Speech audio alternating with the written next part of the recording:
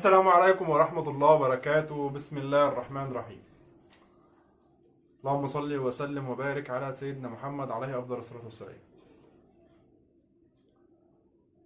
كل الدعم لأحمد عبد القادر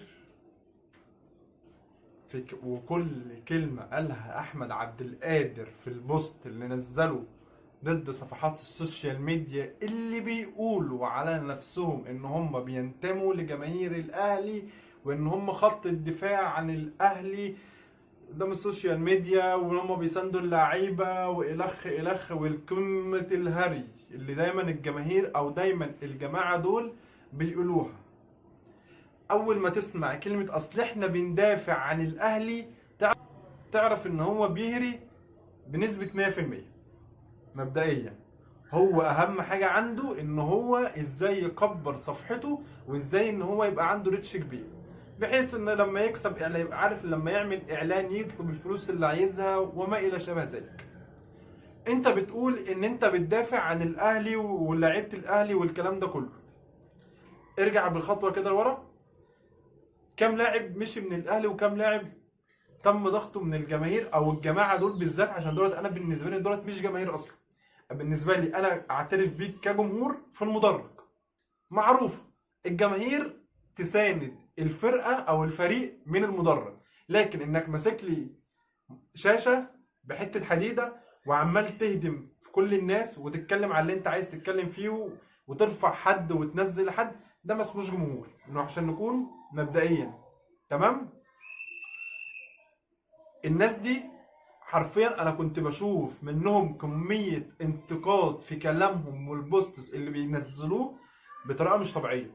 الناس دي لاعب في يوم وليلة بيبقى لعيب عادي وبيبقى لعيب طب لعيبة بيفضل لحد وقت ماسكينهم وهاتك يا هجوم عليهم. الصفحتين اللي احمد عبد القادر ذكرهم في البوست اللي نزلهم على الفيسبوك عنده. هتقول لي بقى ايه؟ طب ما بيدخل نفسه في مشاكل والمفروض ان هو خلصنا الدوري وخلصنا السيزون على خير، ما هو يروح يستجم. طب انا ازاي انا كل لما افضل افتح تمام السوشيال ميديا بتاعتي الاقي صاحبي بعت لي بيقول لي الحق الصفحه الفلانيه بتتكلم عليك، الحق الصفحه الفلانيه عماله تهاجم فيك. طب انا يا جماعه خلينا نقول ان احنا بني ادمين وكل بني ادم له طاقه معينه. رونالدو لما كانت بيتهاجم هجوم عنصري بشكل فذ وكبير ما كانش بينطق وما كانش بيتكلم خالص، كان رده كله في الملعب.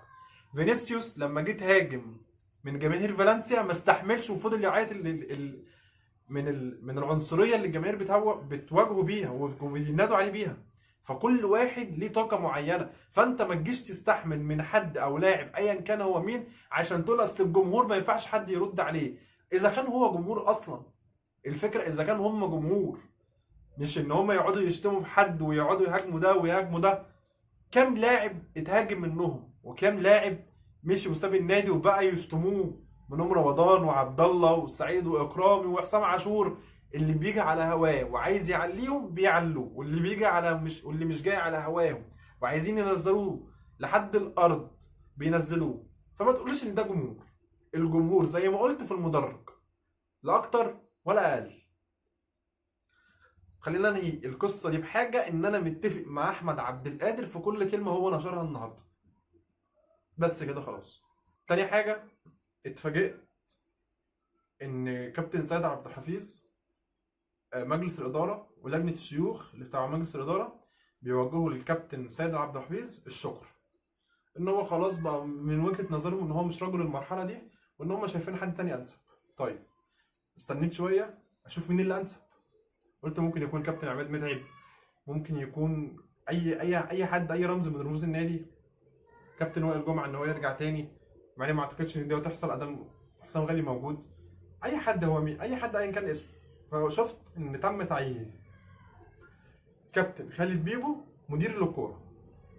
طيب وتم تعيين كابتن وليد سليمان مدير لقطاع الناشئين. حلو الكلام ده كله. طيب كابتن سيد عبد الحفيظ هو الوحيد اللي كان قادر يواجه الاعلام، لانه بحسب شغله في الاعلام سواء في قناه الاهلي او في قناه مش فاكر اللي بتاعت استاذ احمد سعيد، مش فاكر اسمها ايه. وكان ليه مواقف كتير جدا بيوقف الاعلام عند حد، وما كان محابي على الفرقه، وما كانش اي حد بيعرف يوصل للفريق، وكان دايما مسيطر في اوضه اللبس، وهو كانت الكلمه العليا ليه، وكان بيهاجم مرتضى منصور، وهو كان الوحيد اللي بيطلع يرد على الناس دي والكلام ده كله.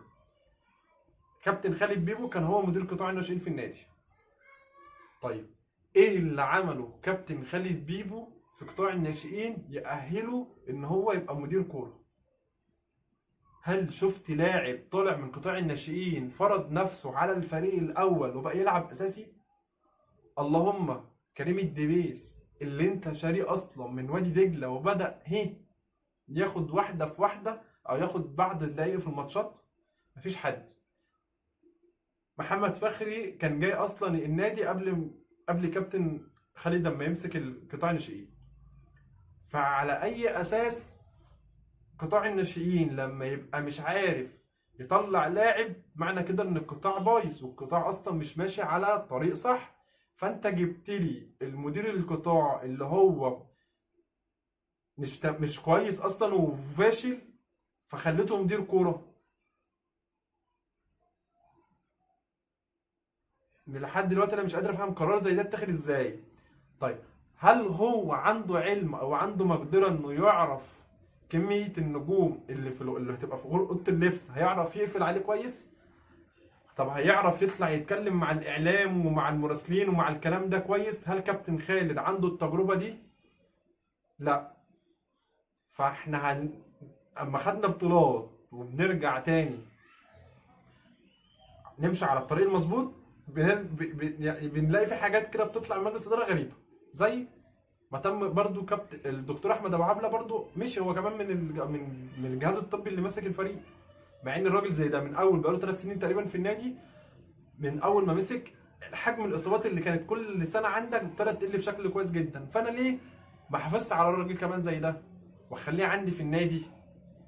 هتقول لي ما هو جاي له عرض من الامارات. طب ما انت حط له نفس الفلوس اللي جايه له في الامارات، وانت معنى اصح يعني راضيه، وقعده معاك، وانت اللي مستفاد اصلا. يعني حته الاصابات اللي كانت عامله نوش في دماغك اصلا، وان انت كنت شاغل دماغك بيها، هي اختفت. فانت بقى حافظ على الراجل. برضه الراجل مشي، وكابتن زايد هو كمان مشي. فهل ده بقى هيبقى في القرارات دي كلها هتبقى لصالح الفريق؟ ما اعتقدش. بس اتمنى انها تتغسل. يعني اتمنى ان الموضوع يمشي زي ما الناس دي مخططه، عشان انا ما بحبش اندم، وما بحبش ارجع نفسي 50,000 خطوه لورا. يوسف اسامه نبيه بيراميدز اعلن التعاقد معاه، وشفنا الاعلان بتاعه، وخلاص يوسف بقى لاعب في نادي بيراميدز. بيراميدز كان طالع اصلا علشان خاطر ينافس الاهلي، ولما لقى ان الاهلي بلا جدوى منافسته والموضوع فشل معاهم، فقال لك بس احنا نخش او نحاول نخطف مكان الزمالك. وده اللي حصل. بيراميدز لما خد من الاهلي عبد الله السعيد واكرامي واحمد فتحي ورمضان، انا ما وقفتش، وانا اصلا اللي كنت مديه، يعني احنا اللي كنا سايبين اللعيبه دي. وكان ساعتها جماهير الزمالك واعلام الزمالك المتمثل في العالمي وكابتن خالد الغندور كبير العريفه اللي موجوده في مصر، قال لك الكوره احتراف، وجماهير الاهلي زعلانه ليه، ومن حق اي حد انه يحترف، واي حد يدور على مصلحته. حلو الكلام ده لحد دلوقتي. طيب انا بعد الموضوع ده او بعد اللعبه دي مشيت، خدت ايه؟ خدت 3 افريقيا، وخدت دوري وكاس وسوبر افريقي، ورحت كاس عالم انديه والكلام ده كله.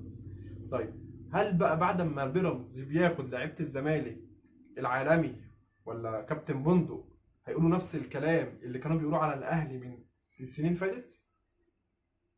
لا، لان كل واحد فيهم بيمشي على هوا رئيس الاشتراكات والتعيينات في النادي. فهل هم هيطلعوا يقولوا الكلام، ولا اللي هو عايزه ويطلعوا يهاجموا بقى البيراميدز وتخطفوا لعيبه من الزمالك ومش عارف ايه؟ المجمل في الاخر ان بيراميدز دلوقتي خدت مكان الزمالك، وهو اللي بقى ينافس الاهلي، وهم اللي بقوا يخلصوا الزمالك من لعيبته واحد ورا واحد. خلصوا مصطفى فتحي والشناوي وعلي جبر، ودلوقتي خدوا يوسف اسامه نبيه، واعتقد ان قريب قوي هيتم التعاقد كمان مع سيف فاروق جعفر. بس كده. اتمنى انك تنزل تشترك في القناه، واتمنى انك تدوس على زر الجرس وتدعمني باللايك الرايق بتاعك يا رايق. سلام.